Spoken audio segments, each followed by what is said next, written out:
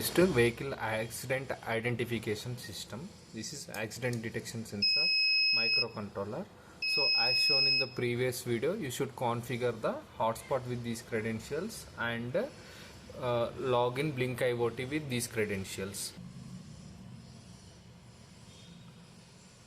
Turn on the hotspot with these credentials, then log in Blink IoT applications, then your device will be in the online state. Okay, once you log in the Blink application, here it will show online state. Click on that. So continuously it will show the vehicle number 123 is all okay. Okay, when the vehicle number 123 met with the accident, automatically it will alert.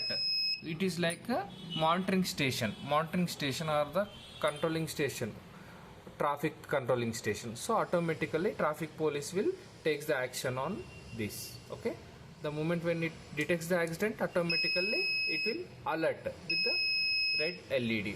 Okay, if all okay, then it will be in the off state. Automatically after some time it will be in the off state. This microcontroller, accident detection sensor and Blink IoT application. Like that the complete system will work.